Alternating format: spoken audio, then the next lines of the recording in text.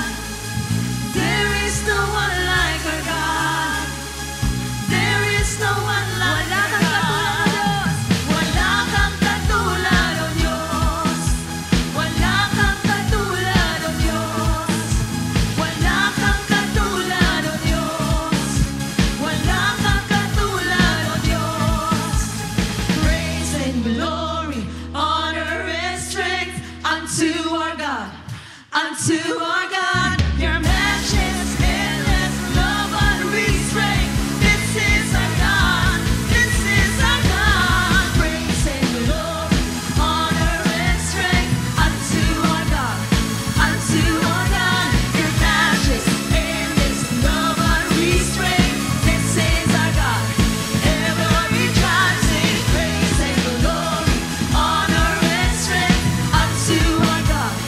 Unto our God, your matchless, endless love, unrestrained. This is our God, ever rejoicing. There is no one like our God.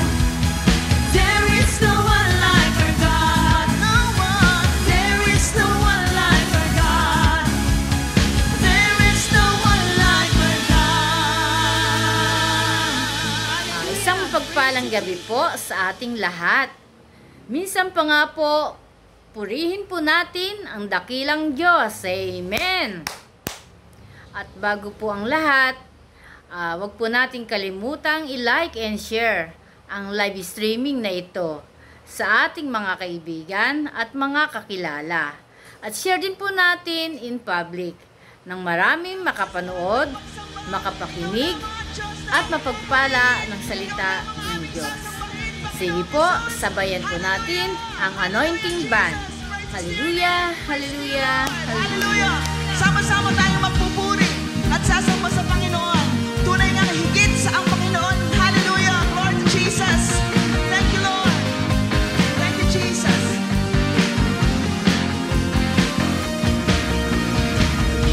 Nagpapasalamat ang puso kong ito, O Diyos, sa kabutihan at sa katapatan mo. Di ka dapat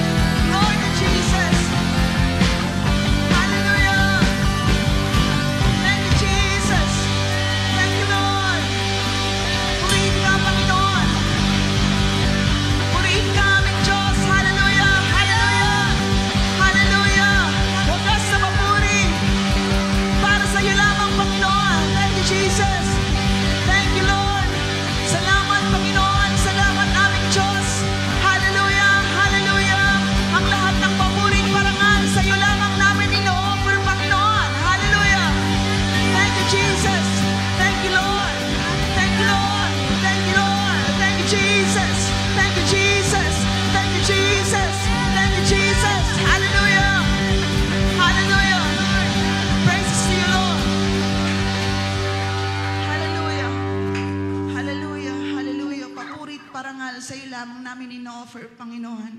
Hallelujah. Salamat, Panginoong Jesus. Salamat aming Diyos. Salamat sa presensya mo na kasama namin ngayon, Panginoon. Glory to God, glory to Jesus. Sa kagalakan, Panginoon, na nararamdaman namin ngayon, Panginoon. Maraming salamat, Lord. Hallelujah. Alam namin na itong lahat ay nagmumula sa inyo, Panginoon. Meron man kami mga physical na kapaguran, Panginoong Jesus. Pero yung joy namin nagmumula sa iyo, yung strength namin nagmumula sa iyo, Panginoon. Kaya kahit ano pa man pinagdadaanan namin ngayon, Lord, nagagawa namin umawit, pumalakpak, i-enjoy ang presensya mo. It is all because of your love and your grace, Jesus. Hallelujah. Thank you, Father. Thank you, Lord. Thank you, Jesus. Sa mga oras na ito, Panginoon, hayaan mo na pasalamatan ka namin, dakilain ka namin, Panginoon. Dahil ito lamang yung pwede namin ibalik, Lord God, sa lahat ng ginagawa mo sa buhay namin, Panginoon. Thank you, Jesus. Never kang nagkulang, never kang nagbago, Panginoon. Hallelujah. Hallelujah. Hallelujah. Your works are amazing, Panginoon. Yung mga gawa mo ay kahanga-hanga, Panginoong Jesus, sa buhay namin. Hallelujah. Hallelujah. Hallelujah, Jesus. Panginoon, sa umagang ito, sa oras na ito, Lord, hear our praises. Pakinggan mo, Panginoon, yung awitin namin na nagmumula sa puso. Panginoon, hallelujah. Hallelujah. Hallelujah, Jesus. Itatanghal namin ang pangalan mo. Panginoon, ide-declare namin ang kabutihan mo sa amin, Panginoon. Hallelujah. At hindi kami magsasawa, Panginoon, na gawin ang lahat ng bagay na ito. All for your glory, Panginoong Jesus. Hallelujah. Hallelujah, Jesus. Thank you, Father God. Salamat, Panginoon, sa buhay na meron kami ngayon, Panginoon. Salamat sa pagpapalaya mo sa amin sa aming mga kasalanan, Panginoon. Hindi kami karapat-dapat, Lord. Hindi kami laging okay, Panginoong Jesus. Pero salamat sa grasya mo, Lord. Patuloy mo kami, Panginoon, binibigyan ng reason to rejoice. Binibigyan mo kami ng reason para patuloy kang papurihan, Panginoon. Hallelujah. Hallelujah, Jesus. Kaya sa oras na ito, Panginoon, Lord, inlalatag namin lahat ng aming papuri at pasasalamat sa inyo, Panginoon. Hallelujah. Gusto namin i-enjoy ang presensya mo ngayong oras na ito, Panginoon. Hallelujah. Hallelujah. At Lord, ang prayer namin, Panginoon, tanggalin mo, Lord God, kung ano man yung maaaring humadlang para hindi namin maibigay yung buong isip namin, buong puso namin sa pagpupuri sa inyo, Panginoon. Lord, wag mong hayaan na lumipas ang oras na ito na hindi kami makapagpasalamat. Hindi namin maibalik yung parangal na karapat-dapat sa inyo, Panginoon. Dahil sa loob ng 6 na araw, Panginoon, Lord, naging faithful ka sa amin. Marami kang ginawa sa aming buhay, Panginoon. Yung pag-iingat mo lagi namin kasama, Panginoon. Kaya sa oras na ito, gusto lamang namin i-enjoy ang presensya mo, Panginoon. Hindi namin pwedeng ikumpara, Panginoon, yung oras na ito sa mga oras na nagdaan, Panginoon. Dahil ang oras na ito ay special dahil kasama ka namin, Panginoong Jesus. Hallelujah, hallelujah. Kaya patuloy ka naming aawitan, dadakilain, itatanghal ang pangalan mo, Panginoon. Ikaw lamang ang Diyos na aming sasampahin at papupurihan, Panginoong Jesus. Hallelujah, hallelujah. Mga kapatid, damihin natin ang presensya ng Panginoon. Awitan natin siya ng buong puso, buong isip, at ibalik natin yung karapat-dapat na parangal para sa Panginoong Jesus. Thank you, Jesus.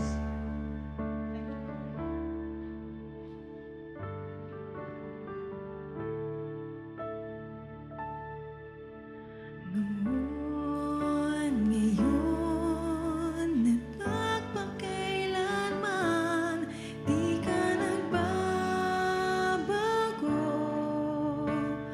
O Panginoon, ikaw lamang ang papupurihan at aawitan, magpakailanman.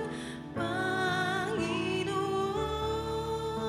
Jesus, sa'yo lang ang papuri at pagsambay, alay, sa'yo lamang ibibigay ang buhay kong ito'y kalugdan mo bilang isang alay.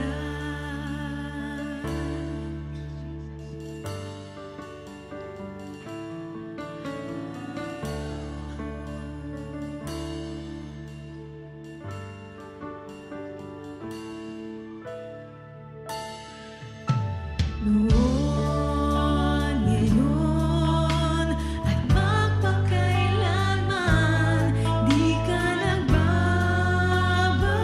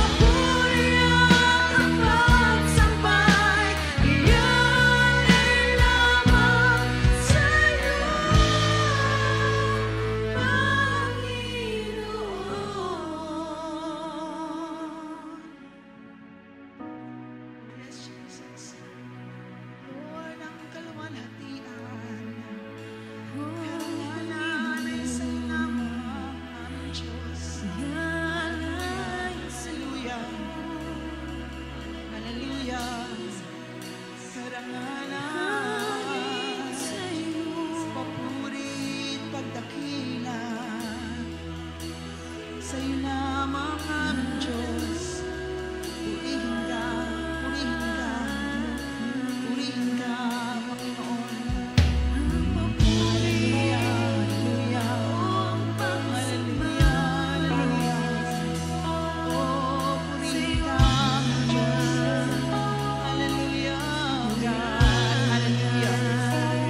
Oh, Jesus, dakila ka, dakila ka.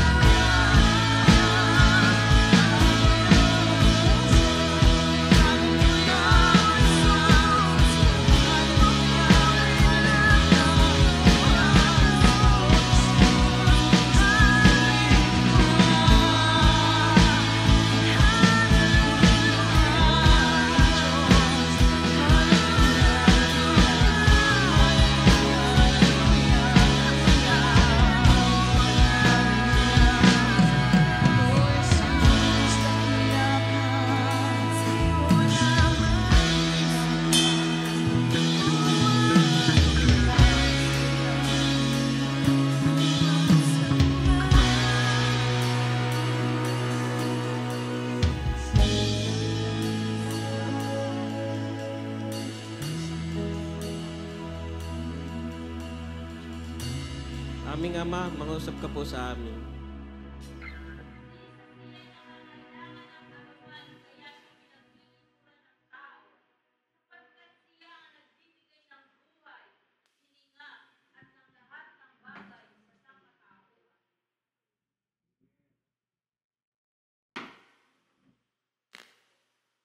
Ama, maraming salamat po sa mensahe na aming natanggap. Muli po, mga kapatid, damhin po natin ang presensya ng Panginoon sa papuring awit. Amen.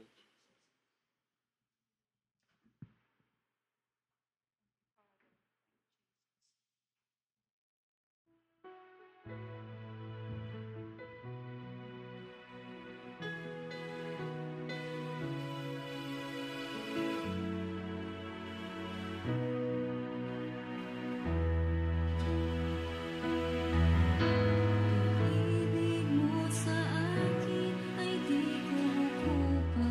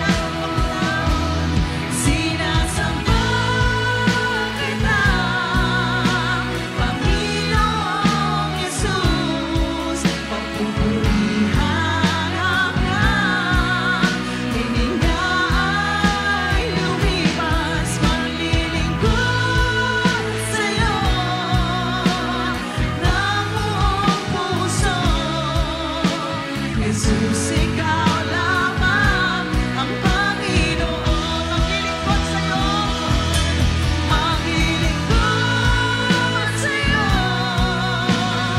ng buong puso. Jesus, ikaw lamang ang Panginoon. Jesus, ikaw lamang ang Panginoon. Jesus, ikaw lamang ang Panginoon.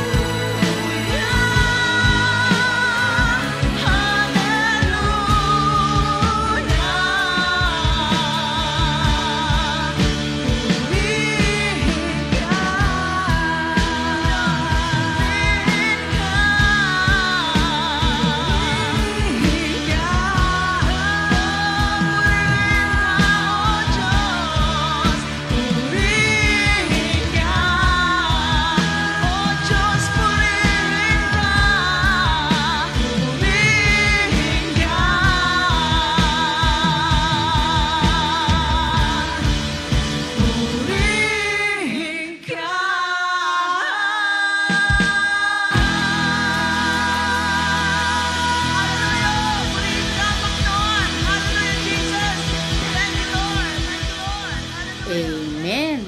At ngayon naman po, tayo dadako na sa pinakamahalagang parte ng ating pagtitipon, ang pakikinig ng mabuting balita mula kay Kristo. At sige po, i-focus po natin ang ating puso at isipan sa pakikinig ng salita ng Diyos. At ito po ay papahayag sa atin ni Brother Alfred Carpio sa series na Parables about God's Love, Grace and Forgiveness sa topic na The Prodigal Son. Sige po, ibalik po natin ang wagas na papuri sa ating Panginoong Hesus. Amen. Pagpalang araw po mga kapatid, naway natili po tayong ligtas kasama ng mga mahal po natin sa buhay. Sa araw po na ito, sa pagkapatuloy po ng ating serye, Parables about God's Love, Grace, and Forgiveness, ang magiging topic po natin, Parable about the Prodigal Son. Samahan niyo po muna ako sa pananalangin. Pagpalang Ama, nagpupurit nagpapasalamat po kami sa pagkakataon na ito na binibigay niyo po sa amin na kami po ay magkatipon-tipon sa inyong pangalan. Ama, patuloy nga po na ihanda niyo ang aming puso't isipan sa pakikinig ng inyong mga mapagpalang salita. At dalangin po namin na yung mapapakinggan po namin ay yung mensahe lamang po na nagmumula sa inyo. At sa lahat po ng ito, kayo lamang po yung aming mabigyan ng kapurihan, karangalan. At po dalangin po namin sa magpalang pangalan ng anak na si Jesus. Amen. Amen. Palakpakan po natin, Panginoon. Lord, Lord. Sa pagkapatuloy po ng ating serye, so tayo po ay dadako sa isa po sa mga pinakakilalang talinghaga na winika ng ating Panginoon. So ito po ay mas kilala sa uh, title na The Prodigal Son o ang Alibughang Anak. At maaari pong marami na po sa atin yung familiar sa talinghaga po na ito. Yan. Pero sa biyaya po ng Panginoon, yan, so sa patnubay ng banal na Espiritu, ay makita po natin kung ano po yung mensahe po para sa atin nung talinghaga na ito. Yan. At bagamat marami nga po yung familiar sa parable of the prodigal son, ngunit maaari po dahil sa um, ito po ay itinuturo at madalas po na ginagawang halimbawa, ay nagkakaroon po ng iba't ibang interpretasyon. At karaniwan po ay yung interpretasyon po ay naiaayon po natin sa ating pong sariling kultura o mga nakamulatan. Yan. Pero sa pag-aaral po ng salita ng Diyos, so dapat po ay tama po yung konteksto ng ating ginagawang pag-aaral. So halimbawa po, kailan po ito sinabi at sino po yung kausap ng Panginoon nung kanya pong pinahayag yung tungkol po sa talinghaga na ito. Yan. Kaya po bago po yung bahagi nung Lucas 15 na babanggit po dito sa parable of the prodigal son. So simulan po muna natin yung sa unang bahagi ng Lucas 15. Yan. So at may kaugnayan din po dito yung mga unang talinghaga na napag-aralan din po natin sa serye po na ito. Yan. So sa Lucas 15, 1 to 2, binabanggit po rito, isang araw ang mga maniningil ng buwis at ang mga makasalanan ay lumapit kay Jesus upang makinig. Nagbulong-bulungan ang mga Pariseo at ang mga tagapagturo ng kautusan. Sabi nila, ang taong ito ay nakikisama at nakikisalo sa mga makasalanan. Dahil dito, sinabi sa kanila ni Jesus ang talinghagang ito. Yan. So ito po pala yung pasimula do sa Lucas 15. Yan. So bakit po binanggit ng Panginoon yung mga talinghaga? Yan. At yung talinghaga po na ito ay tungkol po sa mga nawawala. Ano po yung nawawala? Yung nawawalang tupa, yung nawawalang pilak, salaping pilak, at yung alibughang anak. Yan.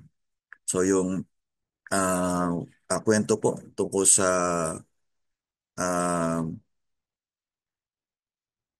kung paano po na yung pong nawawalang tupa yan, ay hinanap po nung mabuting pastol. Yan. So ano po yung ginawa nung mabuting pastol? So iniwan po yung siyam na tupa. Ayan. At para hanapin yung isang nawawala. Yan. So mababasa po natin sa Lucas 15:47. Nariyan din po yung ang nawala at natagpo ang salaping pila. Yan. So, kung paano po yung isang ginang ay hinanap po niya. Nilinis yung buong bahay hanggang sa matagpuan po yung kanyang nawawalang salaping pila. Yan. So, mababasa naman po natin sa Lucas 15, 8 to 10. Yan. At yung sa tungkol nga po sa alibughang anak, sa Magandang Balita Biblia, ang title po niya, Ang Dalawang Anak. Yan. So karaniwan po yung mas familiar po tayo do sa alibughang anak. Pero dalawa po pala yung anak na nung ama na binabanggit po dito sa Lucas 15:11 to 32. Yan.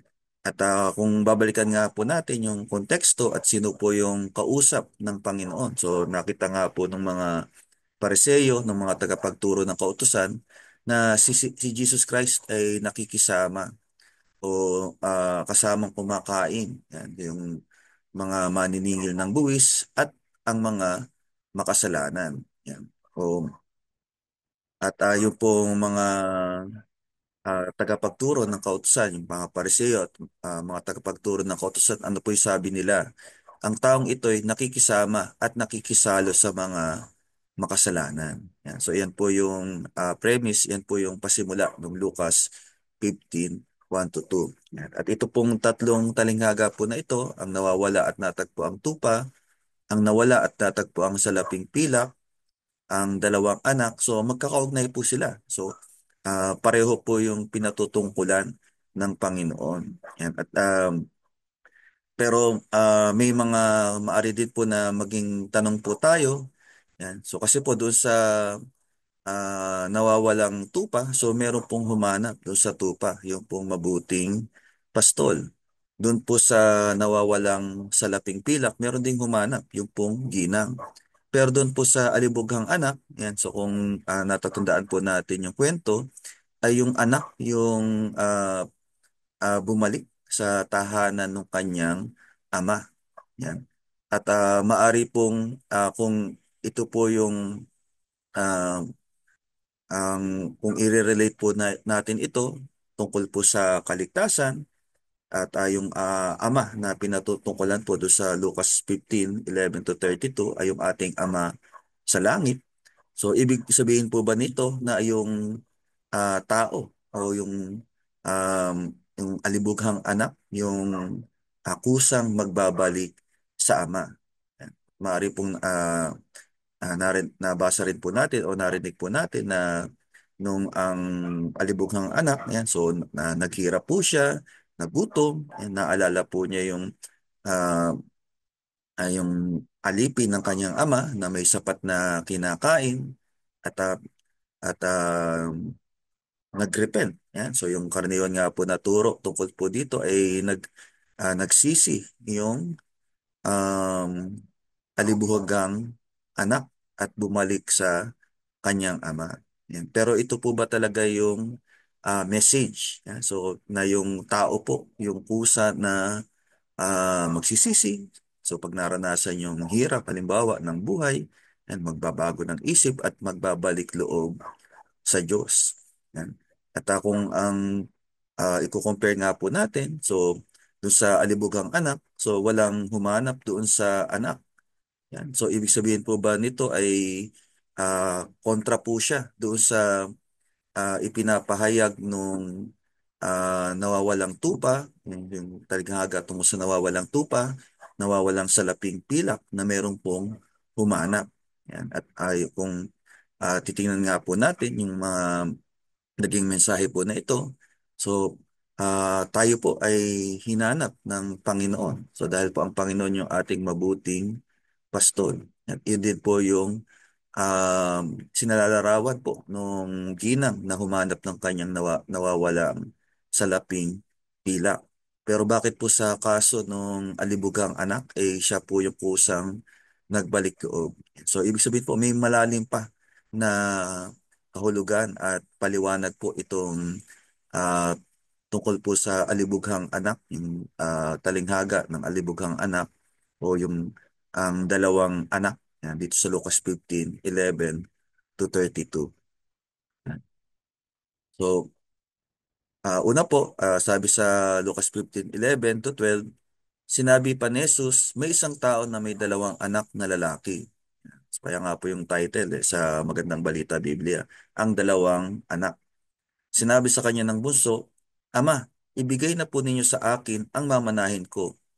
At hinati nga ng ama ang kanyang ari-arian. So tingnan po uli natin sa konteksto, sa kultura po nung panahon po na iyon. Yan. So at bagamat hindi po illegal, yan, hindi po labag sa batas. Yan. So pero kahiyahiya po yung ginawa nung bunsong anak. Yan. Kasi kailan po ba ibinibigay yung mana? Hindi po ba pagka namatay yung magulang? Yan. So sa ginawa po nung bunsong anak na hiningi na po niya yung kanyang mamanahin kahit po buhay pa yung kanyang ama. Yan. At maging po sa kultura ng mga Hudyo, ng mga Israelita, hindi rin po katanggap-tanggap at maging sa kultura nga rin po natin. Yan. So maaring mabigla po yung sino man na makakarinig na yung isang anak ay hinihingi na yung kanyang mana kahit buhay pa yung kanyang mga magulang. Yan. At parang hindi lang yung anak yung kahiyahiya po dito. Bakit po? So sa halip na magalit yung ama sa sinabi ng anak, ano po yung ginawa ng ama? Hinati ng ama yung kanyang ari-arian. Amen. At ibinigay yung mamanahin ng bunso. Amen. So, kaya po, kung tutusin, hindi lang pala yung anak, yung alibugha dito, yung may ginawang parang hindi katanggap-tanggap o hindi ayon sa um, kung ano po yung katanggap-tanggap sa kultura ng marami. So, maging yung ama, yan. So, na binigay yung mana sa halip na magalit doon sa anak. Yan. At makikita nga rin po natin dito na yung tinutukoy po na ama po dito ay hindi po yung kamukha rin lang po ng mga ama dito sa lupa. Kasi nga po kung karaniwang ama lang po yan, kamukha po natin ng mga magulang dito sa lupa, ay mamasamain po natin. So ma-open po tayo sa ginawa o sinabi nung anak na humihingi na ng kanyang mana kahit buhay pa yung magulang. Amen? At ang nilalarawan nga po dito ay yung ating Ama sa langit. Yan. So kaya po yung akala po natin na tungkol sa Diyos, yan. So marami po yung um, ang tingin po sa Diyos ay napakahigpit. Yan. So pero kung titingnan po natin dito, ibang-iba yung paglalarawan na ginawa po ng Panginoon tungkol sa ating Ama sa langit. Yan.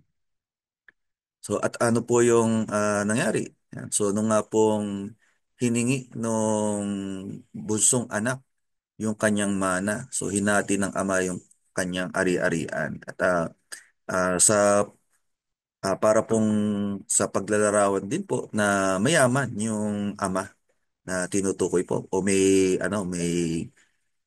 kaya. Yan. So maaari po yung ari-arian po dito ay may lupa, may property, yan, at may mga alagang mga hayop. Yan. So ganun po kasi um, yung buhay po noon, yung panahon po na ito. Yan. At sa konteksto rin po ng mga Hudyo, ng mga Israelita, so karaniwan din po. Yan. So yung mga tao, yan, dahil nga po ginagamit din po nila yung lupa sa pagsasaka. So karamihan ay yung mga tao sama-sama. Yan. So yung naninirahan sa isang lugar o maaaring sa isang tahanan din.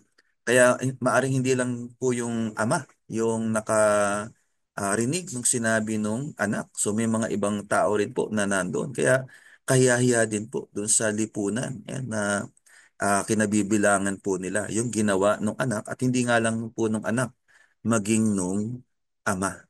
Yan. So kasi nga po, yun yung kultura sa mga Hudyo.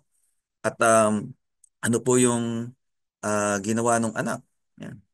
So sabi sa verse 13, pagkalipas ng ilang araw, yan, so parang hindi na nakapaghintay yung anak. Ipinagbili ng bunso ang kanyang bahagi at nagpunta sa malayong lupain. Nilustay niya roon sa mga bisyo ang lahat niyang kayamanan. Amen? So, nilisan po niya. So yan, pinagbili yung mga ari-arian na ipinamana sa kanya ng kanyang ama. Yan. At pumunta sa malayong lupain. So malayo na po doon sa community po nila. Yan. So yung kung mga Hudyo po yung tinutukoy po rito, then um, yung grupo po o pamilya. Yan. So iniwan po nung anak. So pagkatapos po na makuha yung kanyang mana, nagpunta sa malayong lupain. Ano po yung ginawa niya? Nilustay niya roon sa mga bisyo ang lahat niyang kayamanan. Amen. At dahil nga po kahiyahiya yung ginawa ng anak kasi una po yung pagbibili ng lupa. So para po sa mga Hudyo, napakahalaga po nung lupa. Yan. So may mga passages din po sa Bible na binabanggit na napakahalaga ng lupa para sa kanila. Yan. Pero ano po yung ginawa ng anak? Ipinagbili. Yan. At pumunta sa malayong lupain. Yan. So bagamat hindi po binanggit dito, pero maari yung lupa ay ipinagbili din po sa hindi po mga Hudyo. Yan. So at nung panahon din po na yun, ay kahiyahiya din po na yung mga pagmamay-ari o ari-arian ng mga Hudyo ay mapunta sa mga Hentil. Yan. At ano pa yung ginawa nung ah, yung anak, yung bunso, pumunta sa malayong lupain. So maaari din po sa mga Hudyo, sa mga ano rin po, mga hintil, nakipamayan yung anak. Yan. So at maaari po na isipin po natin, so naghirap siya, yan. So naubos yung kayaman. Bakit hindi na lang siya bumalik sa tahanan ng kanyang ama? Yan. So dahil nga po yung ginawa po niya ay kahiyahiya, yan. So napakahirap po. Yan. Kaya ano po yung ginawa nung bunso? Yan. So naghanap po siya ng trabaho. Dahil nga nang ubos, nilustay po niya sa bisyo yung lahat ng kayamanan na minana po niya sa kanyang ama. Yan. Sabi sa verse 14, nang maubos na ito, nagkaroon ng matinding taggutom sa lupain iyon, kaya't siya'y nagsimulang maghirap. Namasukan siya sa isang taga roon at siya'y pinagtrabaho nito sa isang babuyan. Yan. So bakit po una hindi bumalik na lang doon nung naghirap na yung anak, bakit hindi na lang kagad bumalik doon sa kanyang ama? So dahil nga po yung ginawa ng anak ay kahiyahiya. Yan. At sa kultura po ng mga Hudyo, meron pong tinatawag na kisasa, hindi ko po alam kung ito yung tamang pronunciation. Kisasa, na ibig sabihin po ay cutting off. Yan. So isa pong seremonya po ito na halimbawa po, ayan, so may tao na gumawa po ng katulad ng ginawa ng bunsong anak, ayan, isang bagay po na kahiyaya sa kanyang magulang o sa kanilang komunidad, ay pwede po siyang itakwil. Yan. So, uh, tanggalin doon sa grupo po na iyon. Yan. Kaya po, sa halip na bumalik, ano po yung ginawa ng anak? So, naghanap po na siya ng trabaho. Ayan. So, maaari po na iniisip ng anak ay, so bukod yung, nagutom po siya para may makain po siya, ay baka sa, sa paghahanap buhay niya, pagtatrabaho niya, ay mabayaran niya yung mga nalustay niya na pinamana po sa kanya ng anak. Yan. Pero dahil nga po yun, sa hirap nung panahon po na iyon, sabi rito, namusukan siya sa isang taga roon at siya'y pinagtrabaho nito sa isang babuyan. Yan. So isang bagay pa rin po na kahiyaya para sa mga Hudyo. Yan. So dahil po sinasabi sa kautusan sa Levitico 11:7 to 8, yan. So, marumi yung baboy. Yan. So, una po, hindi ah, nila pwedeng kainin. Yan. So, sabi po sa Levitico 11:7 to 8, ang baboy, biyak nga ang kuko, ngunit hindi naman ngumunguya ng pagkain mula sa sikmura. Kaya hindi ito dapat kainin. Yan. So, yung mga tinutukoy po na ngumunguya galing sa sikmura, halimbawa, yung mga baka, yan, yung mga kambing, yan. Kasi po, mapapansin nyo, yung mga baka, nguya ng nguya. Kasi po, kahit na nasa sikmura na po yun, pwede pong ibalik uli mula sa sikmura para nguyain pa ng mabuti, para mas matunaw. Yan. Kasi po, iba po yung panunaw ng mga baka, saka po yung mga ibang hayop na biyak ang mga kuko. Pero sabi nga po, yung baboy, so hindi po katulad nila. At ang turo nga po sa kautusan, huwag kayong kakain ng karne, ni hihipo man ng bangkay ng mga hayop na ito. Marurumi ito para sa inyo. Amen? So pero nga po dahil maaring wala ng ibang mapasukan, yung bunso, so yun na lang, tagapag-alaga ng baboy. Amen? Pero sa tindi po nung gutom, ayan, so sa hirap po nung kinasadlakan, so bukod po sa kahihaya, yan, so tagapag-alaga ng baboy, kahit na ang turo nga po sa kanila, marumi yung baboy, ay ano pa po yung nangyari sa bunso? Sabi sa Lucas 15:16, sa tindi ng kanyang gutom at dahil sa wala namang nagbibigay sa kanya ng pagkain, halos kainin na niya ang mga pinagbalatan ng mga bungang kahoy na pinapakain sa mga baboy. Amen? Yan. So, iyan po yung naging kalagayan nung bunso. Yan. At yung tinutukoy po rito na hirap, Yan. So, o gutom. So tayo po, maaring yung ilan po sa atin ay may sapat naman na kinakain. So may kinikita naman, may trabaho naman. So maaring hindi tayo nakaka-relate doon sa sa nangyari doon sa anak, doon sa alibughang anak. Yan, pero ang katawan nga ang pagkatauhan nga po natin, hindi lang tayo katawan. Yan, so yung buong katauhan po natin ay binubuo ng katawan, espiritu at kaluluwa. Amen.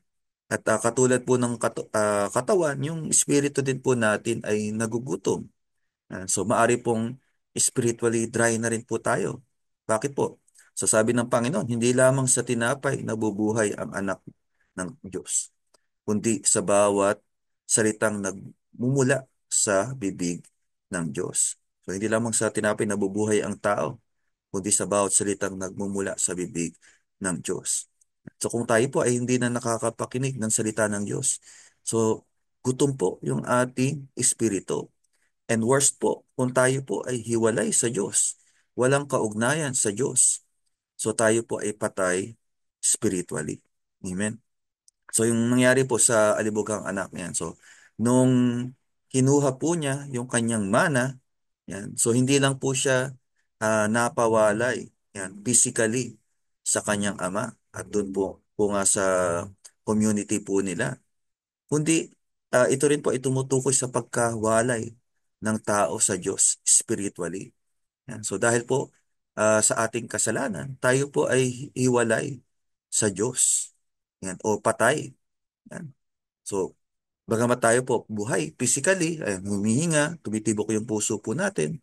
Yan. Pero sa harapan po ng Diyos, tayo po ay patay spiritually. Kung tayo po ay alipin pa ng kasalanan.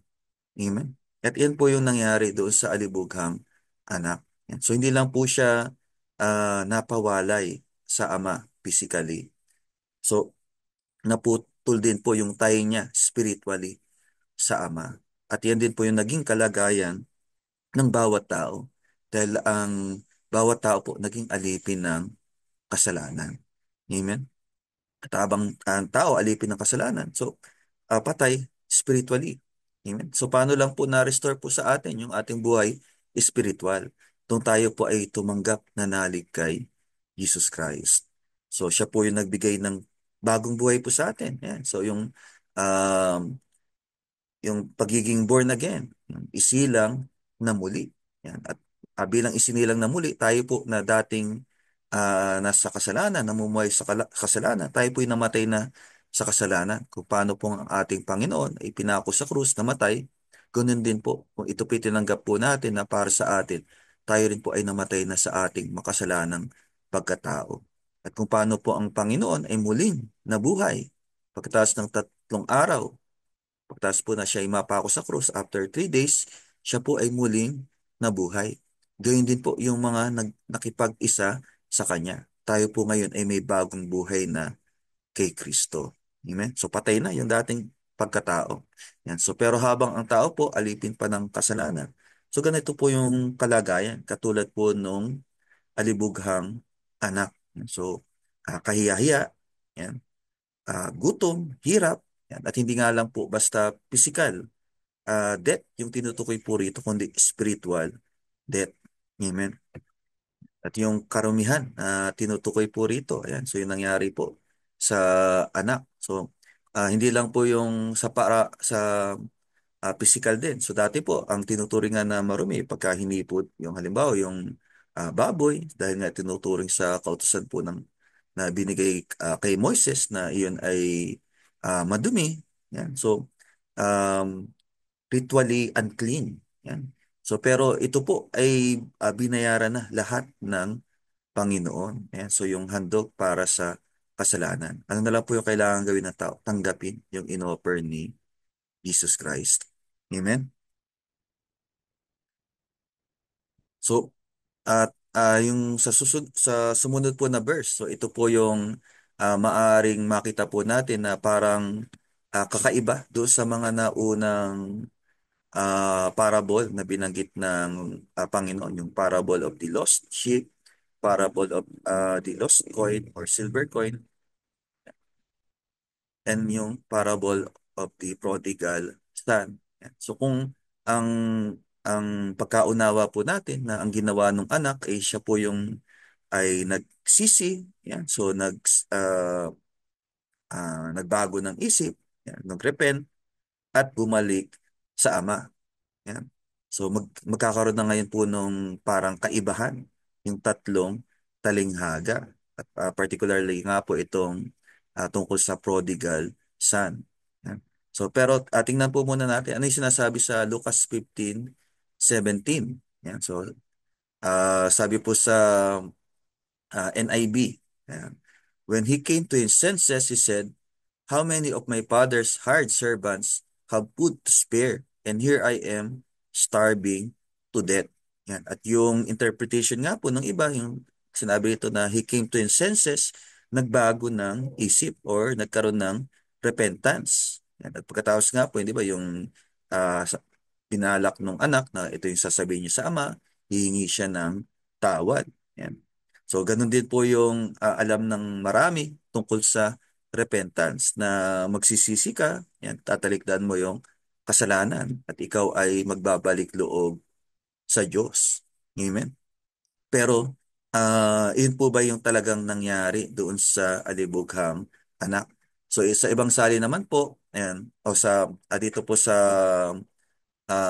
Filipino Standard Version, sabi po sa Lucas 15:17, subalit ng matauhan ay sinabi niya sa kanyang sarili, marami sa mga upahang lingkod ng aking ama ang sobra-sobra sa busog sa pagkain, samantalang ako rito'y namamatay sa gutom. Yan. So, naputingnan po natin, sino po ba yung naalala nung alibughang anak? Yung po bang ama na nagawan po niya ng kasalanan? O yung mga lingkod o upahan ng kanyang ama? Di po ba yung mga upahan? At ano po yung naalala niya? Na yung mga upahan ng kanyang ama, sobra-sobra sa busog o labis-labis yung kinakain. Samantalang siya ay namamatay sa gutom. Amen. So hindi po talaga yung ama yung naalala po niya, kundi yung mga lingkod ng ama na may kinakain. And so sa King James Version naman po, ang translation, Lucas 15:17, but when he came to himself, he said, how many of my father's hired servants have bread enough and to spare, and I perish with hunger. Yan. So yung pong King James Version, so ang paniniwala po ng marami na ito po yung pinakamalapit na translation. Yan. So at yung pero minsan po mali din yung pag-interpret o pag-unawa doon sa sinabi na but when he came to himself. Yan. So sa konteksto po nung panahon po na ito, yan, at doon sa Middle East nga po yung um, pwedeng ang paging pakahulugan po nito ay he got smart. Yan. Or he thought to himself or he took an interest in himself. Yan. So ang inisip po talaga nung anak yung kanyang sarili at ano po yung naisip po niya na siya nagugutom. Samantalang yung mga ah, yung lingkod, yan upahang lingkod ng kanyang ama, sapat-sapat yung kinakain at dumalabis pa. Amen. So ang inisip talaga ng anak yung kanyang sarili, hindi po yung nagawa po niya kasalanan sa kanyang ama. Yan. So yun nga po yung sabi rin dito sa magandang balita Biblia, Lucas 15:17, ngunit napag-isip-isip niya, yan. So hindi ba pagka nagiging ano ka, wais ang iniisip mo yung sarili mo, kapakanan mo. So ganoon din po yung nangyari doon sa alibughang anak. Napag-isip-isip niya ang kanyang ginawa at nasabi niya sa sarili, labis-labis ang pagkain ng mga alila ng aking ama, samantalang ako'y namamatay dito sa gutom. Amen. So kaya hindi po talaga repentance o pagbabalik loob yung naisip ng anak, kundi ang ano talaga niya, yung gutom, na ang gusto po niya ay meron siyang makain. Kaya po siya nagbalik sa kanyang ama. Ayan. So ano po yung binalak nung anak? Ayan. So Lucas 15:18-20, Babalik ako sa aking ama at sasabihin ko sa kanya, Ama, nagkasala po ako sa Diyos at sa inyo. Hindi na po ako karapat-dapat na tawaging anak ninyo. Ibilang na lamang ninyo ako isa sa inyong mga alila. At siya'y nagpasyang umuwi sa kanila. Yan. So ito po yung plano ng anak. At atingnan po natin yung plano ng anak. Yan. So ano po yung plano po niya? Babalik siya sa kanyang ama. Yan. At ito po yung nirehearse po niya, pinractice po niya, nasasabihin, Ama, nagkasala po ako sa Diyos at sa inyo. Yan. So yung mga nakikinig nga po, yan, kasama po rito yung mga pariseo, tagapagturo ng kautusan, alam po nila yung sinasabi sa lumang tipan. So halimbawa po, yung sinabi nung paraon, nung ang Diyos ay nagpadala ng salot sa Ehipto sa pamagitan po ni Moises, ito rin po yung sinabi nung paraon. Yan. So ano po yung sabi sa Exodus 10:16? Yan. So nung dumating na yung mga salot, yan, naubos na yung mga pagkain, yan, pinatawag ng paraon sina Moises at Aaron. Yan, sabi sa Exodus 10:16, dali-daling ipinatawag ng paraon sina Moises at Aaron. Sinabi niya, nagkasala ako kay Yahweh na inyong Diyos, gayon din sa inyo. So tingnan niyo po yung similarity po nung sinabi nung o pinlanong sasabihin ng anak, nagkasala po ako sa Diyos at sa inyo. Yan, at yung sinabi ng paraon, nagkasala ako kay Yahweh na inyong Diyos, gayon din sa inyo. At naniwala po ako, alam niyo, nung mga Pariseo na nakikinig po noon, yung sinasabi po ni Jesus Christ, yung talinghaga tungkol po doon sa alibughang anak. Yan. At yung purpose nga po uli nung anak ay para merong makain, kaya bumalik sa kanyang ama. Yan. At ano pa yung binalak nung anak na sabihin sa ama, hindi na po ako karapat-dapat na tawaging anak ninyo. Ibilang na lamang ninyo akong isa sa inyong mga alila. So bakit po itong ginawa ng anak? Hindi po ito true repentance. Yan. So bakit po? Kasi ano po yung inisip ng anak? So para po siya tanggapin nung ama. Ito yung plano niya. Sabihin sa ama na gawin na lang siya na isa sa kanyang mga alila. Yan. So sa iba po parang titingnan po na parang ang ganda naman nung gustong mangyari nung anak, yung bunsong anak. So hindi na maging anak, yung maging privilege ng anak, maging alila na lang. Yan. Halimbawa, maglingkod, maglingkod sa Diyos. Yan. So parang ganyan po. Pero ano po yung mali po doon? Na parang ang tingin po nung anak, so para siya ay patawarin, tanggapin, ay sa pamamagitan ng gagawin niyang paglilingkod. O yung inaakala po ng marami para kalugdan ng Diyos, patawarin, ay sa pamamagitan ng gawa. Ito man po ay gawa sa pagsunod sa kautusan o mabubuting gawa. Yan. So marami po ang inaakala yung kaligtasan ay makukuha sa pamamagitan ng gawa nila by works. Pero hindi po iyan yung sinasabi ng salita ng Diyos. Yan. So hindi po ang kaligtasan ay bunga ng gawa. Amen. So ito po ay kaloob, grace, kagandahang loob ng Diyos. Yan. Yan. At ano po yung nangyari? Ayan. So, di ba, yung plano nga po nung anak, ayan, so sabihin sa ama, yan, sabihin, nagkasala ako sa Diyos at sa inyo, na huwag niyo na ako ituring na anak. Yan. So, yun po yung nirehearse nung gawin niyo na lang ako isa sa inyong mga alipin o utusan. Yan. At kung titingnan po natin, at yung sa konteksto nga po, nung panahon po na yon at sa mga Hudyo, ay tiyak po na mabibigo yung anak sa kanyang plano. Yan. Bakit po? Kasi nga yung ginawa po niya sa kanyang ama ay kahiyaya. So halimbawa po, makita po siya ng mga kababayan po niya doon. Yan. Tapos makita na bumabalik siya na mahirap. Yan. So dahil nilustay niya yung tinanggap po niya na mana. Sa tingin niyo po ba tatanggapin po siya nung mga kababayan po niya na yun? So hindi po, baka ipagtatabuyan pa. At sa tradisyon nga ng mga Hudyo, merong talagang ah, ritual po sila na ginagawa. Yan. So yung pong nabanggit nga po natin kanina na ipagtatabuyan, ititiwalag. Yan. So dahil nga po kahiyaya yung ginawa nung anak, tapos pa, nilustay po niya yung kanyang mana. Amen.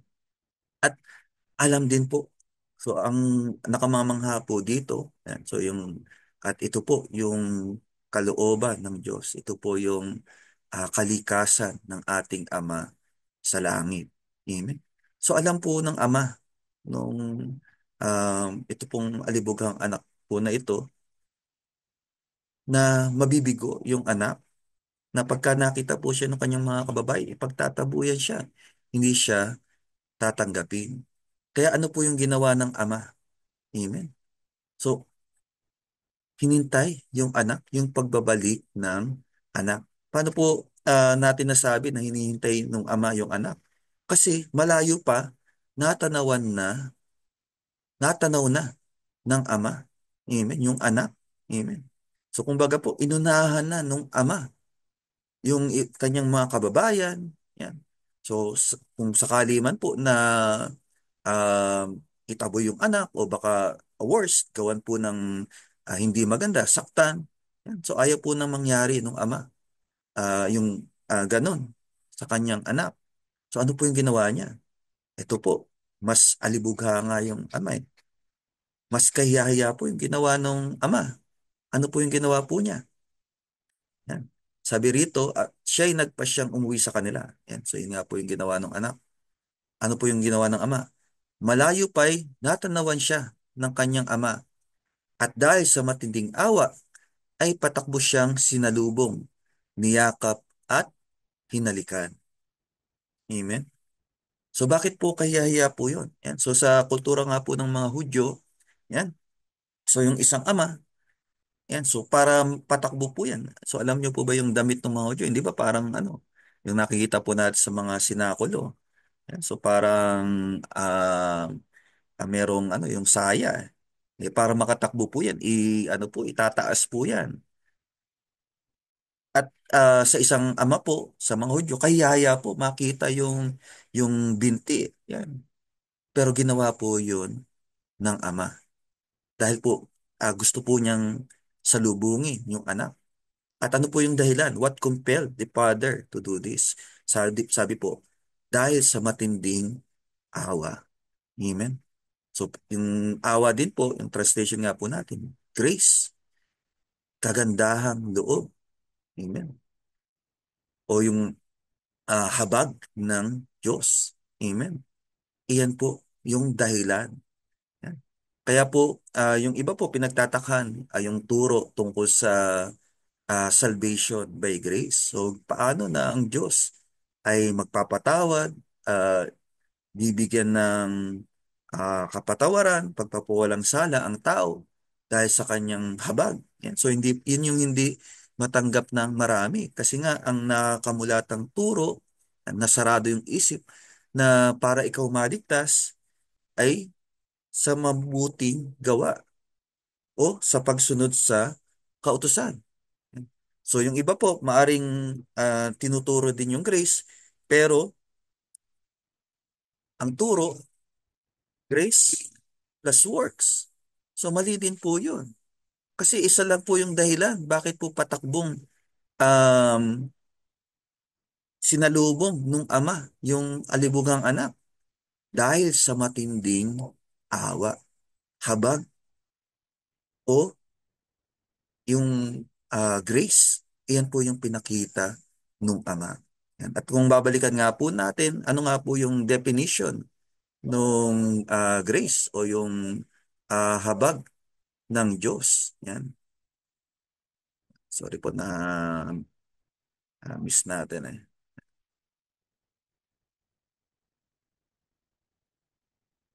Sabi nga po, yung grace is unmerited favor. Yan. So, ibinibigay sa taong hindi karapat-dapat.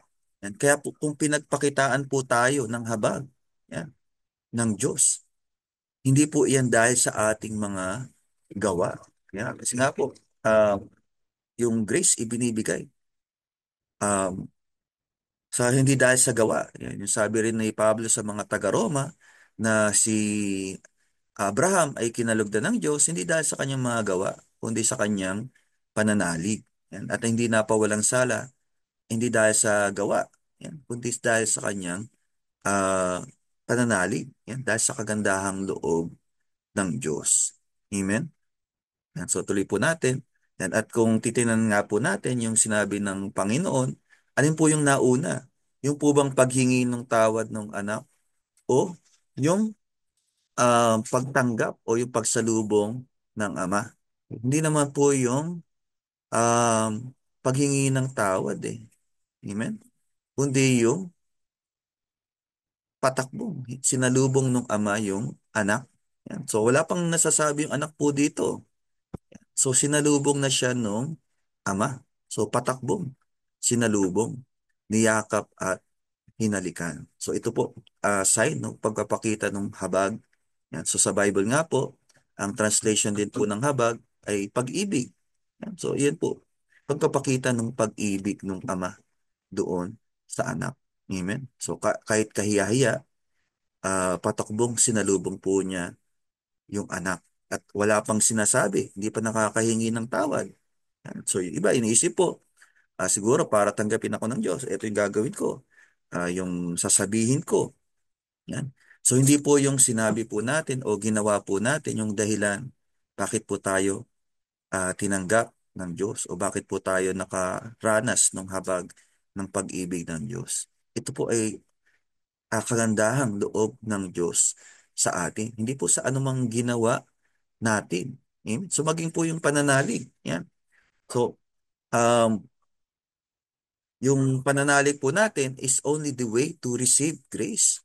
Pero yung grace, ito po ay mula sa Diyos. Binigay ng Diyos. Hindi po yan dahil sa anumang ginawa natin. Amen? So dito nga po, titingnan natin, sabi nga po, malayo pa'y natanawan na siya ng kanyang ama at dahil sa matinding awa, patakbo siyang sinalubong, niyakap at hinalikan. Yan. Sa 21, sinabi ng anak, Ama, nagkasala po ako sa Diyos at sa inyo. Hindi na po ako karapat-dapat na tawaging anak ninyo. Amen? So doon pa lang humingi ng tawad yung anak. Amen. So una, yung pagpapakita ng habag ng ama. At yan din po yung ginawa po sa atin ng ating Ama sa Langit. Paano po? Kailan po ibinigay? Paano po i-demonstrate ng Ama yung kanyang pag-ibig? Nung ibinigay po niya si Jesus Christ para sa atin. At kailan po namatay ang Panginoon para sa atin? Nung tayo po ba ay naglilingkod na? Nung tayo po ba ay nakasusunod na sa kalooban ng Diyos? Hindi po. Nung tayo ay makasalanan na. Pinakita na po ng Ama yung kanyang pag-ibig nung ibinigay po niya si Jesus Christ. Amen? Yan. At hindi po ba yung plano ng anak sasabihin sa Ama, nagkasala ako sa Diyos at sa inyo, um, hindi na ako karapat-dapat na ituring ninyong anak. Ituring ninyo na lang ako na isa sa inyong mga alipin. Yan. So, dahil nga sa pag-aakala na sa pamamagitan ng gawa ay tatanggapin siya ng ama. Pero hindi na pala necessary eh. Amen? Hindi naman pala by works yung acceptance, yung pagtanggap ng ama. Kundi yung tanggapin po natin yung ino-offer po sa atin na kagandahang loob ng Diyos o panaligan natin. Amen? So hindi na nga natapos eh. Ang nasabi lang ng anak, yan. So nagkasala ako sa Diyos at sa inyo. Yan, hanggang doon na lang. Hindi na nasabi ng anak yung iba pang pinano niya. Ano po yung ginawa ng ama? Kasi sabi ng ama sa 22, ngunit tinawag ng ama ang kanyang mga alila. Dali, kunin ninyo ang pinakamagandang damit at bihisan ninyo siya. Suotan ninyo siya ng singsing at ng sandalyas. Katayin ninyo ang pinatabang guya at tayo'y kumain at magdiwang. Sapagkat ang anak kong ito ay namatay na, ngunit siya ay nabuhay. Nawala, ngunit muling natagpuan. At siya ngay, at sila ngay nagdiwang. Amen? So hindi ba yung paglalarawan po na sa isang makasalanan na nagbalik loob sa Diyos ay laksang-laksang anghel yung nagdidiwang sa langit.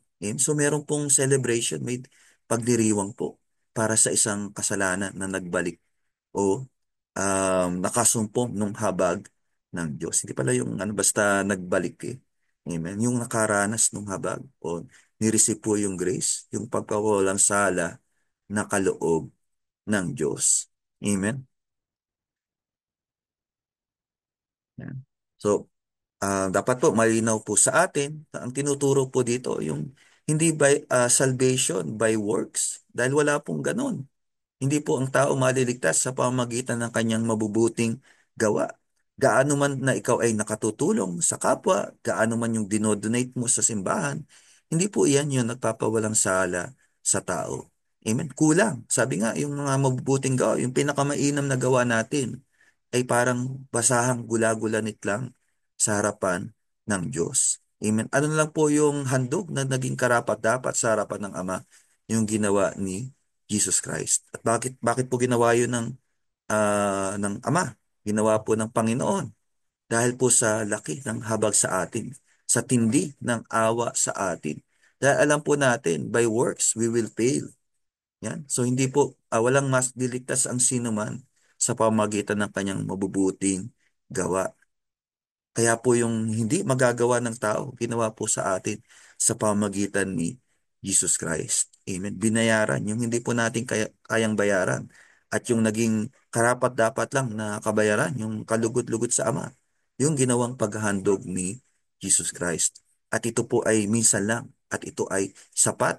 Yan. So sa lahat ng kasalanan, binayaran na po yan ng buong buo ni Jesus Christ. Ano na lang po yung kailangan natin gawin to be saved? Receive God's grace. Panaligan po natin si Jesus bilang Kristo, tagapagligtas, bilang anak ng Diyos na buhay. At yung ginawa nga po niya, dahil sa laki ng pag-ibig ng Diyos sa atin. Sabi nga sa John 3:16, gayon na lamang ang pag-ibig ng Diyos sa sanlibutan. Kaya't ibinigay niya yung kaisa-isa niyang anak upang sinamang sumampalataya sa Kanya ay hindi mapahamak, kundi magkaroon ng buhay na walang hanggan. Yan po yung grace. Yan po yung salvation. Hindi po ba kamangha-mangha po yun? Yan. At ito pong grace po na ito, yan, yan. So, offer po to sa lahat. Amen. So, ano man po yung kasalanan na nagawa mo, yan, sabi nga, yung ginawa ng anak, kahiyaya.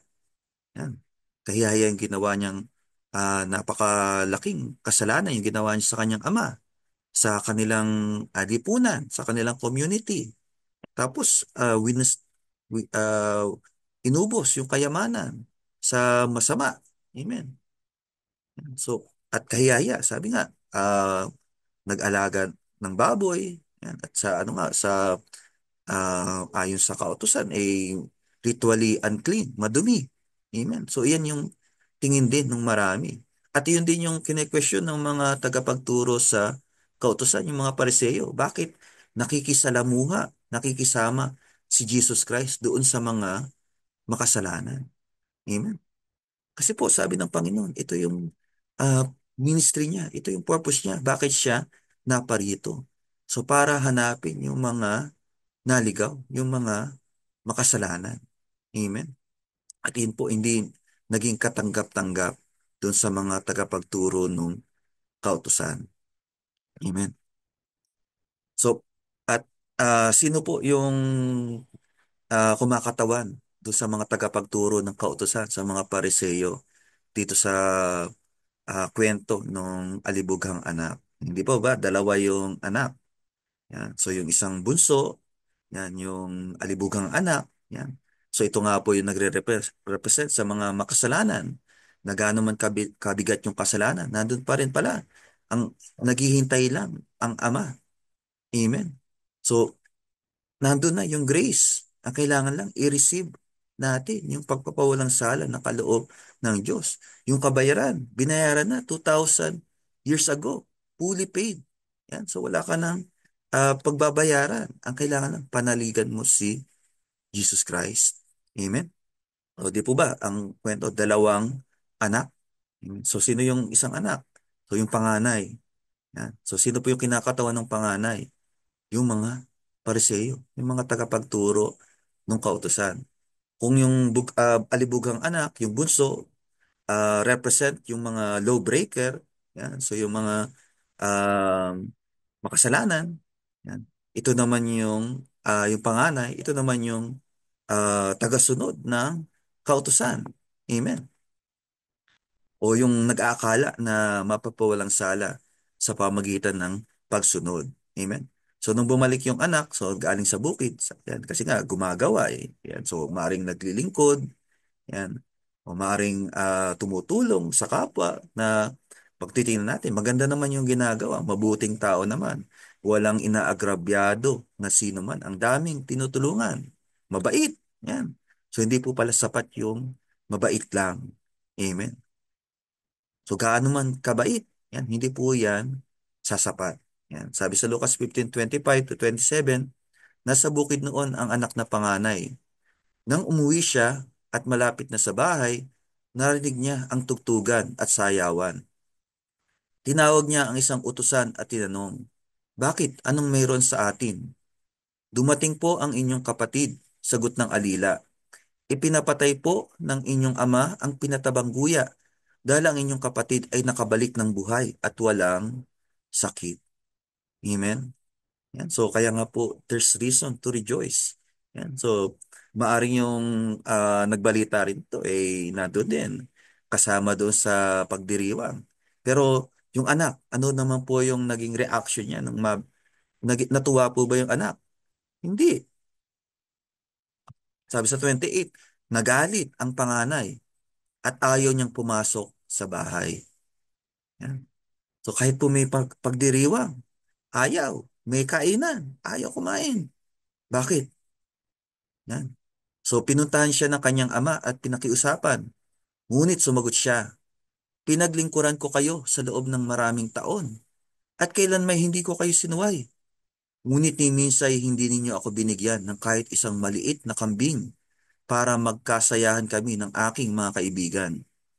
Subalit nang dumating ang anak ninyong ito, na lumustay ng inyong kayamanan sa masasamang babae, ipinagpatay pa ninyo siya ng pinatabang guya." Amen. So galit. Galit yung panganay. Ayaw pumasok sa bahay. Ayaw makisalo doon sa pagdiriwang. Sa kabila na nagbalik yung kanyang kapatid. Yan. So imagine yung kapatid niya yon. Amen. So, isipin natin, natural lang naman, nagtampo. Yung anak, inubos yung kayamanan, nilustay. Amen. Yan, kaya nga po dito natin makikita yung kagandahang loob ng Diyos, yung grace. Amen. At kung isipin natin yung ginawa ng anak na bunso, kahiyaya, hiningi yung mana, pinagbili, nilustay. Yan. Pero sa punto po na ito, itong ginawa ng panganay, kahiyaya rin din po. Yan. Kasi nga po, di ba, yung panahon po na yon, magkakasama yung mga tao. Maaring nasaksihan din po yon ng iba. At sa paraan po nung ah, pananalita ng anak, yan. So parang pinagagalitan niyo, ama, sinasabi, mali yung ginawa niyo. Bakit ginawa niyo ito sa bunso? Nilustay yung kayamanan sa masasamang babae. Pinagpatay pa ninyo siya ng pinatabang guya. So tingnan po natin yung similarity po nito nung una po. Yung sa unang part ng Lucas 15. Hindi po ba? Iyan din yung reklamo, yung puna, yung pintas ng mga Pariseo at mga tagapagturo ng kautusan kay Jesus Christ. Ano po yung sabi nila? Ang taong ito'y nakikisama at nakikisalo sa mga makasalanan. Yan. So, parang ang dating po nito, kahiya-hiya yung ginawa ni Jesus Christ. Amen. Nakikisama sa mga maniningil ng buwis, na kasi nga ituring dati, na maari naman, pero na may kasalanan yung mga maniningil ng buwis. Kasi yung iba, kaya yumayaman, kinukupit. Yan. So, sinosobrahan yung sinisingil ng buwis. So, maaring totoo yung sinasabi ng mga ito, na mga makasalanan talaga to. Mga kasakasama noon ng Panginoon. Amen. So pero ang akala ng mga Pariseo ay ganun din si Jesus Christ. Yan. Hindi nila nakita yung purpose ng Panginoon. Bakit siya nakikisama, nakikisalo sa mga makasalanan? Para itong mga makasalanan na to makasumpong ng habag. Amen. Maranasan po yung kagandahang loob ng Diyos. Mabago yung buhay. Amen. Na yung dating buhay na makasalanan, kahiyahiya, yan, mabago. At yung only way is through Jesus Christ. Kaya sinugo ng Ama si Jesus Christ. Pero hindi po yun yung nakita ng mga Pariseo, mga tagapagturo ng kautusan. Ano po yung nakita po nila? Kahiyahiya yung ginagawa ni Jesus Christ. Yun din po, pagka ang pagkaunawa po natin na yung kaligtasan, yan, by grace, parang kayaya, Diyos na banal. Yan, so tatanggapin yung mga makasalanan, pinag-alayan ng buhay ng kaisa-isang anak ng Ama, ang anak na hindi nagkasala. Amen. Para sa mga makasalanan. Yan, yan po yung talagang prodigal eh. Kayaya. Amen. Pero bakit ginawa ng Ama? Para po tayo makasumpong ng kaligtasan. Amen? At ito pong grace po na ito is offered to all. Yan. So maging po doon sa ang pagkaunawa ay ang kaligtasan by grace, by by works, by the law, pagsunod sa kautusan, ino-offer din po ng Panginoon yung salvation. Amen. So hindi po kinakailangan na manatili po tayo sa ganyang isipan. Okay, dahil nga po, kung babasahin po natin, sasaliksikin po natin, walang napawalang sala sa pamagitan ng pagsunod sa kautusan. Bakit po? Kasi wala pong nakasunod sa hinihingi po nito. Magkasala ka lang ng isa. Di ba? Kung halimbawa, ang alam mo, yung 10 utos, kahit isa lang yung nalabag mo na yung lahat. Nagkasala ka pa rin. Amen? So, walang nakasunod sa hinihingi ng kautusan. At hindi po sasapat yung ating mabubuting gawa para po tayo mapawalang sala. Isa lang po yung sapat. Yun po yung kagandahang loob ng Diyos na ipinaranas po niya sa atin, ibinigay po niya sa atin sa pamamagitan ni Jesus Christ. Para nga po yung kaloob, para maranasan, kailangan po nating tanggapin. At iyan po yung pananalig. Amen. So pero hindi po yung pananalig yung nagliligtas. Ang nagliligtas po, yung habag ng Diyos, yung grace. Yung pong pananalig is only a way to receive grace. Amen. So yung anak po, ano yung pagkakataon po niya na manalig? So nung sinalubong po siya nung ama. Amen. Di ba? Yun yung pinagpakitaan ng awa, ng habag. Amen. At yung anak. Amen. So sa halip na masabi pa na eto yung gagawin niya. So by works, hindi na. Amen. So tinanggap. Amen. Yung kagandahang loob ng ama. Yan. So pinaghanda siya, sinuotan ng singsing, ng panyapak, pinihisan, pinaghanda. Amen. Pinagdiwang. Amen. So yun po yung habag na pinakita po sa atin ng Ama. And the same grace is being offered. So maging dito sa mga ito, yung sabi nga na uh, tumutulig sa Ama. At dito nga po sa um, kwento ng alibughang anak, iyon po yung kinakatawan ng panganay na anak. Amen. So kasi ano po yung sinabi ng Ama? Yan. Yan. So pinuntahan siya ng kanyang ama at pinakiusapan. Yan. So tapos po sa verse 30, so kasi nga, kung tutusin po, kahiya din pong ginawa nitong panganay eh. Yan. Pinagsabihan yung ama. At sa konteksto nga po ng mga uh, Israelita, sa mga Hudyo, kahiya din po yung ginawa ng panganay. So naputol din po yung ugnayan niya sa ama. At sa ano nga po, sa relasyon po ng tao at ng Diyos, naputol yung ugnayan natin spiritually, namatay spiritually. Kaya po yung pagsisikap sa pamagitan ng gawa, sa pagsunod ng kautusan, ay we miss yung ino-offer nung Ama. Yan. So, nasa halip na maligtas yung tao, na-forfeit ngayon. Yan. So, nasayang. Kasi hindi naunawaan, hindi ah, pinanaligan, hindi pinili yung kaparaanan ng Diyos, kundi pinili yung sariling kaparaanan. Yan. So sa kaso po nung panganay, nandun, inoffer pa rin nung ama. So kahit kahiyaya yung ginawa ng panganay, ano sinabi ng ama? Nagalit po ba yung ama? Hindi. Sabi sa 30, pinaliwanagan nung ama yung anak. Yan. So sa sumunod po, 31. So, basahin po muna natin. Yan. So una nga po, ayan, so ano yung ginawa po nung anak? Yan. So may celebration, may pagdiriwang, and everyone is invited. Amen. So yung anak na nilustay yung kanyang kayamanan, yan. So ginawa po niya yun. Amen. Dahil ano po yung sabi ng ama, sapagkat ang anak kong ito ay namatay na, ngunit siya ay nabuhay. Amen. Ginawa po ba yun ng ama dahil karapat-dapat yung anak? Hindi po. Sabi nga, yung grace.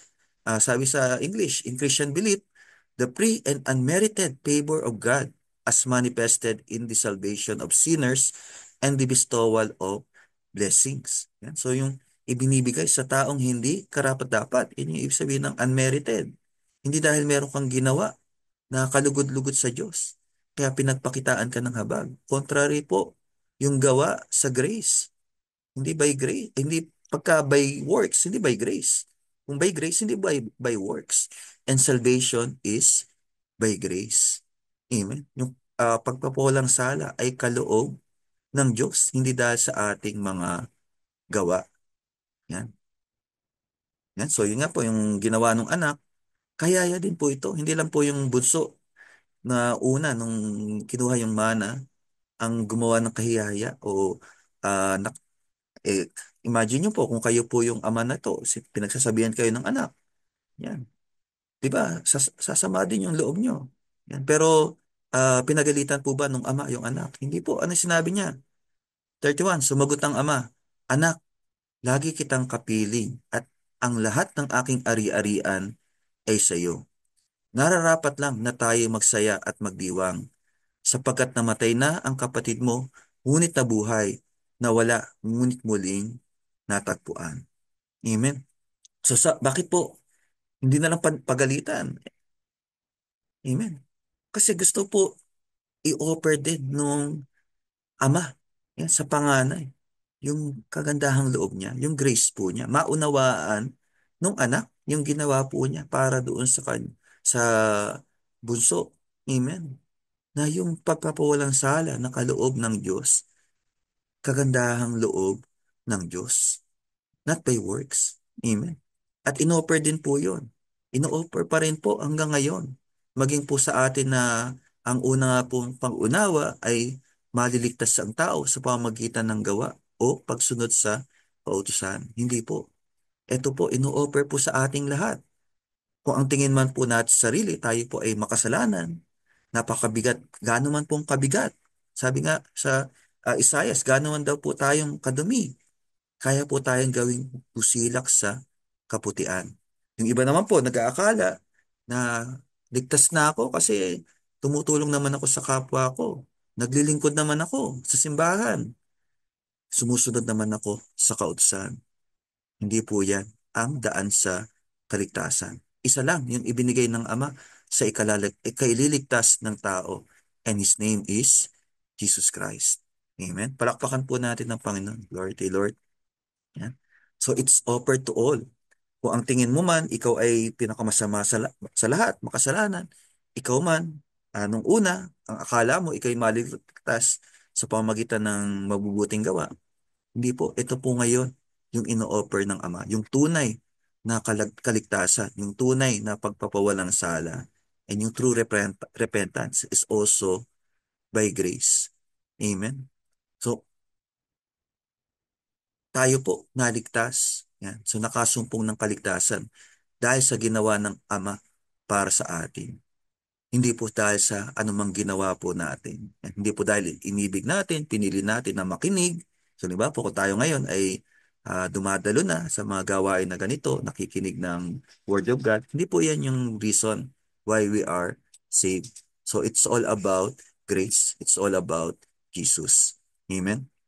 At ito po yung ipinapahayag ng parable na binasa po natin ngayon. So yung tatlong parable po. Yan. So ay may ano po siya, di ba? Hindi po siya magkakakontra. Yan, yung parable of the lost sheep, yan, yung nawala at natagpo ang tupa, yung the lost coin, yung nawala at natagpo ang salaping pilak, at yung dalawang anak. Amen. So, may harmony po. So, yan, lahat po yan. The same lang po yung purpose. Bakit sinabi ni Jesus Christ? At yung audience nga po, yung mga pariseyo, yung mga tagapagturo ng kautusan. So, kasi ang tanong nila bakit nakikisalamuha ang guro o kung tawag po nila sa kay Jesus Christ, guro, nakikisalamuha sa mga maniningil ng buwis, sa mga makasalanan. Ito. Kasi ito yung way to salvation and it's offered to all. Yan. At kung titingnan nga po natin, ano na, ayun na yung end ng parable So hindi na po natin alam ano ba yung naging desisyon ng panganay na anak. So nagbago rin ba siya ng isip? Nakisalo na rin, nakisaya sa ama. Hindi natin alam. Amen. So ganun din po sa atin. Amen. So ang question po ba, tatanggapin mo ba yung ino-offer sa'yo ng ama? Yung salvation by grace? O i-insist mo, magpapakahirap ako? Hindi. Eto, gagawin ko. So, tingnan po natin, saliksikin po natin yung sinasabi sa salita ng Diyos. Kung may napawalang sala sa pamamagitan ng mabubuting gawa sa pagsunod sa kautusan. Amen. Wala po. Salvation is by grace. Kagandahang loob ng Diyos. At ito po pinatunayan niya nung ibinigay niya si Jesus Christ. At tayo po ay nasa panahon pa ng biyaya. Amen. Yung pagkakataon po natin ngayon, samantalahin po natin. Amen. Ito yung araw ng pagliligtas. Amen. Yung pinayag po sa atin. Sabi nga, sino ka man? Kung ikaw man ay nabubuhay sa kasalanan, ikaw man ay nabubuhay ayon sa kautusan, ino-offer sa iyo ng Panginoon yung tunay na daan sa ikaliligtas. Hindi po hadlang kung gaano man kalaki yung kasalanan mo. Hindi hadlang kung ano yung buhay mo dati. Yung maling pag-unawa mo, gustong gusto ng ama makasumpong ka ng katotohanan. Sabi nga sa sulat ni Pablo, so dito po um, sa Tito, yan. So yung pagpapawalang sala nga po, yan. So ano po yung kalooban ng ama? Ano yung nakalulugod sa ama? Hindi naman po ang gusto ng Diyos ang sino man ay mapahamak. Kaya nga po ibinigay niya yung the best na maibibigay po niya. Amen. So sabi sa Tito 2:11, sapagkat nahayag na ang kagandahang loob ng Diyos na nagdudulot ng kaligtasan sa lahat ng tao. Ito ang nagtuturo sa atin upang talikuran ang makabundong pamumuhay at damdaming makalaman at upang makapamuhay tayo ngayon ng may pagpipigil, matuwid at karapat-dapat sa Diyos. Amen? So ano po muna?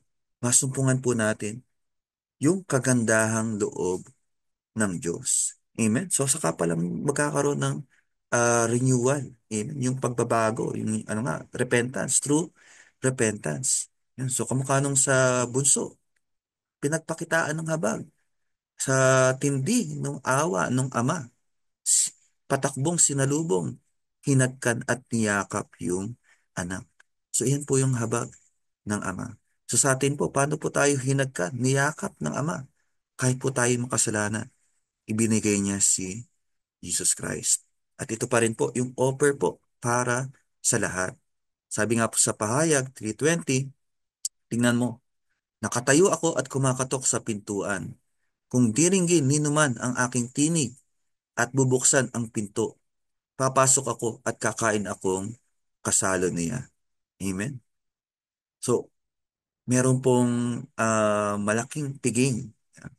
So, darating po yung time. Yan. So, makikita po natin yung lahat ng tumanggap na nalig kay Jesus Christ. At ngayon pa lang, we are being invited. Yan. So, nandun po yung paanyaya po sa atin. So, makisalo sa masaganang habag ng Diyos. Amen? So, yung ginawa pong handa nung ama, hindi ba, para nung bumalik yung anak. Amen? So, saan po mahalin tulad po ito? So, sa the Lord's uh, Supper, yung huling hapunan.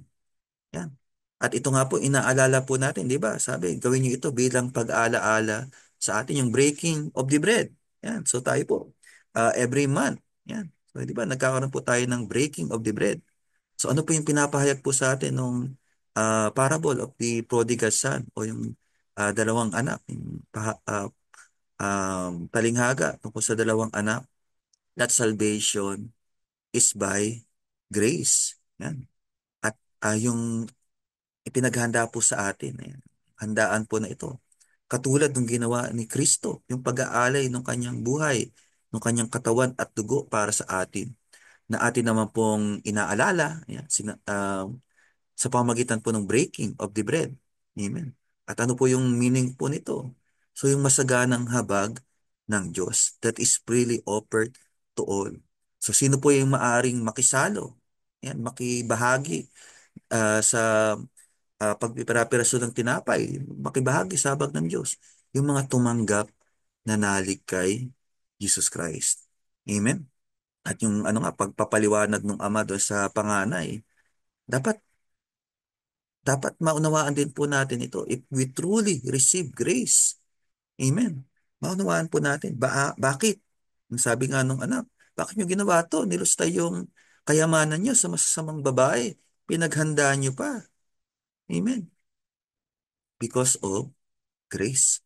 Dahil sa pag-ibig, dahil sa habag ng Diyos. Amen. Yan din po yung paanyaya po sa atin.